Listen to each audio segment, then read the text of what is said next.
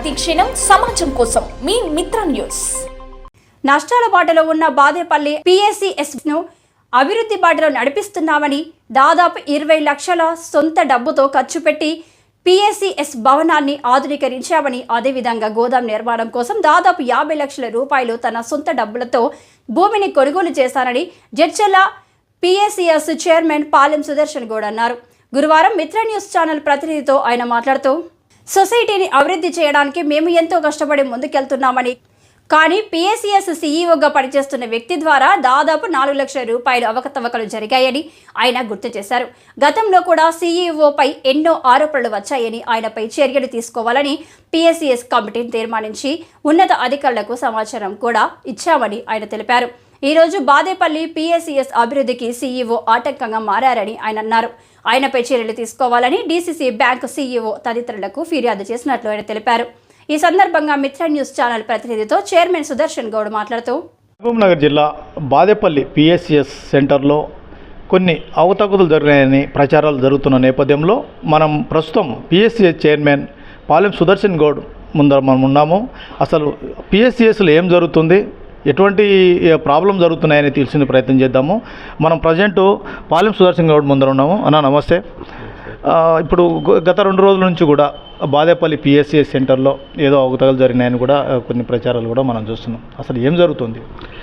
బాదేపల్లి PSCSలో అంటే లావాదేవీలు ఏం లేవు. మాది మామూలుగా D కేటగిరీలో ఉండే. నేను ఏదైతే ఎలక్షన్లో ఎన్నిక అయినప్పుడు ఇప్పుడు ABC కేటగిరీలో ఉంది. అంటే ఇప్పుడు ఇచ్చినటువంటి లోన్లు ఏవైతే ఉన్నాయో వసూలు చేయడంలో, మళ్ళీ కొత్త రుణాలు ఇవ్వడంలో ఎలాంటివి జరగలేదు మా దగ్గర. ఓకే, అవకతవకల విషయానికి వచ్చినప్పుడు మేము ఫర్టిలైజర్ వ్యాపారం చేయడం జరిగింది. అందులో షార్టేజ్ అని మా CEO గారు 4 లక్షల రూపాయల వరకు షార్టేజ్ అని చూపించడం జరిగింది. వారిని మౌఖికంగా వారిని ఎన్నోసార్లు మా సమావేశాలలో సీరియస్గా హెచ్చరించడం జరిగింది. సభ్యులందరం కూడా ఆ డబ్బులు ఏదైతే ఉందో అది మాకు చెల్లించాలని ఆయన పొంతల లేని మాటలు కొన్ని మాట్లాడడం జరిగింది మా సమక్షంలో. డైరెక్టర్లకు ఉదరించిన అని ఒకసారి ఏ డైరెక్టర్కి ఇచ్చినవో చెప్పమన్నప్పుడు డైరెక్టర్లకు ఎవరికి ఇవ్వలేదు. మా వైస్ చైర్మన్ కొడుకు అక్కడ డైలీ వైజ్గా అదేదైతే ప్యాడీ ప్రొక్యూర్మెంట్ అది చేసేటప్పుడు తీసుకుంటాం కదా, ఆయన పేరు చెప్పిండు. ఆయనను పిలిచి కూడా ఆయన సమక్షంలో అడగడం జరిగింది. నాకు ఎలాంటి సంబంధం లేదన్న, నేను ఎప్పుడైతే అమ్మినవి ఉంటే వాళ్ళని రోజుకు రోజు వాళ్ళకి ఇవ్వడం నా బాధ్యతగా, నేను ఎన్నడూ కూడా డబ్బులు వాడుకోలేదు, ఆ డబ్బులను ముట్టలేదు కూడా అని అతను చెప్పడం జరిగింది. మరి ఆ డబ్బులు నన్ను కట్టమని మేము చెప్పినాము. DCO గారు కూడా ఇప్పటికీ 3 నోటీసులు అతనికి ఇవ్వడం జరిగింది.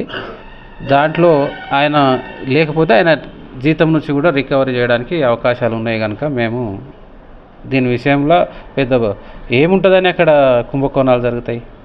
PSCSలో ఏదన్నా పెద్ద వ్యాపారం జరుగుతుంది, లేకపోతే ఇంకేదో అప్పులు జరుగుతున్నాయి. అప్పులు ఇవ్వడమే లేదు, అప్పులది మాకు అర్హతనే లేదు ఇచ్చేటందుకు. ఇక మిగతాది ఏమున్నది, వ్యాపారం. ఆ ఫర్టిలైజర్ ఉన్నది. ఆ ఫర్టిలైజర్ కూడా ఇప్పుడు ఏమైంది, ఈయన డబ్బులు ఎప్పుడైతే షార్టేజ్ చూపించిండో అప్పటి నుంచి అది కూడా బంద్ పెట్టినాం. ఇప్పుడు మనకున్న సమాచారం ప్రకారం ఎంత షార్టేజ్ ఉండొచ్చు, ఆ డబ్బులు ఎట్లా మీరు రికవర్ చేసేవి మీరు ఆలోచన చేస్తున్నారు? అతను ఒక 4 లక్షల దాకా దాంట్లో నుంచి వాడినట్ల మా దృష్టికి వచ్చింది.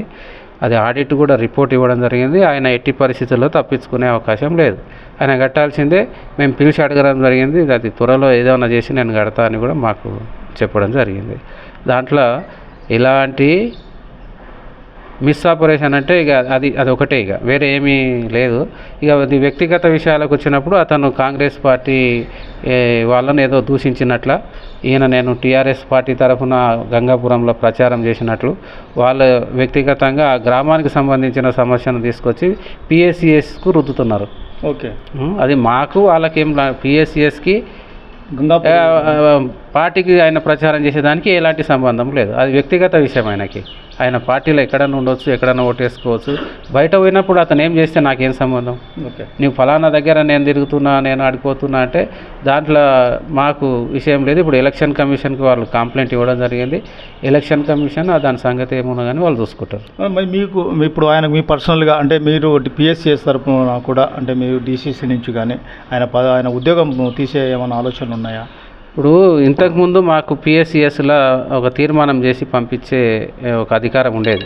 ఈ 44 జీవో ఏదైతే వచ్చిందో దాని తర్వాత మాకున్న వాటిని తొలగించడం జరిగింది. ఇప్పుడు మాకు వాళ్ళను తొలగించే అధికారం మాకు లేదు. ట్రాన్స్ఫర్ చేయమని కానీ తొలగించమని కానీ మేము ఎవరికి అలా రిప్రజెంటేషన్ 3 మ్యాన్ కమిటీ ఒకటి ఉంది జిల్లా స్థాయిలో, వాళ్ళకి ఇవ్వాల్సి ఉంటుంది. వాళ్ళు దాని మీద నిర్ణయం తీసుకోవాల్సిన నిర్ణయాధికారం వాళ్ళకు ఉంది. మాకు ఎలాంటి అధికారం లేదు. ఇప్పుడు ట్రాన్స్ఫర్ చేసే అధికారం కూడా డిస్ట్రిక్ట్ కోఆపరేటివ్ అదే సిఇఓ, డిసిసిబి సిఇఓ గారు, తర్వాత డిసిఓ గారు వాళ్ళే తీసుకుంటారు ఆ నిర్ణయం. మరింత సమాచారం ఇదే విషయంపై మన PSCS vice president Sudhakar Reddy మన ముందు ఉన్నారు, వాటిని అడిగి తెలుసుకున్నాము. నమస్తే. ఈ రాఘవేందర్ రెడ్డి ఎవరు? మా కొడుకు. మీ కొడుకు. అదే రాఘవేందర్ రెడ్డి మీద కూడా ఆరోపణలు చేస్తున్నారు, అది ఎంతవరకు నిజం? అది పూర్తిగా అవాస్తవం. ఎందుకంటే ఆ పిల్లోడు వడ్ల పుక్రిమెంట్ కొరకే పిలుచుకున్నారు. పోలేపల్లిలో సెంటర్ ఉందని తీసుకున్నారు. చైర్మన్ గారి ఆదేశాల మేరకే తీసుకొని పుక్రిమెంట్ చేస్తా పోయినరు. ఆ తర్వాత కొంచెం దీంట్లో కూడా తీసుకున్నట్టుంది, ఒక డైలీ వైజ్ టైం అయిపోలేదని చెప్పి మళ్ళీ ఆఫీసులో కూడా పనికి కొన్ని రోజులు పెట్టుకున్నారు. మరి వాడు అది అమ్మడం, వాళ్ళకి రోజు చెల్లించడం, లేకపోతే బ్యాంకులో కట్టడం అదే జరుగుతూ పోయింది.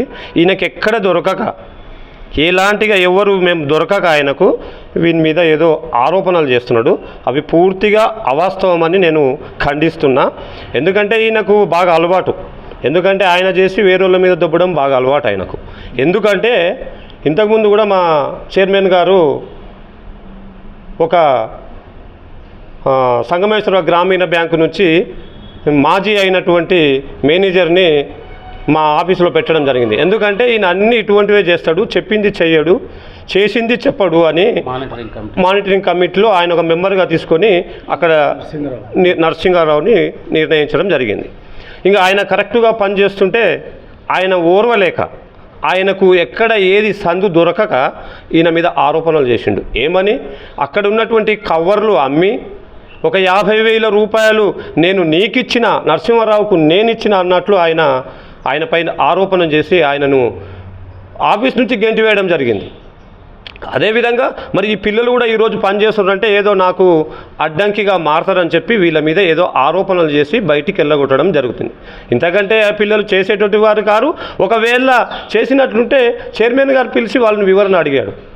మరి వాళ్ళు కూడా చెప్పొచ్చుగా, ఏ దానికైనా బాధ్యుడవు నువ్వు, సిఇఓవు కాబట్టి మొత్తము నువ్వు దాని వివరణ తీసి మీరు ఏమైనా డబ్బులు కట్టేది ఉంటే ఇమ్మీడియట్లీ కట్టేయి, లేకుంటే నీ మీద చట్టపరమైన చర్యలు కూడా సిఇఓ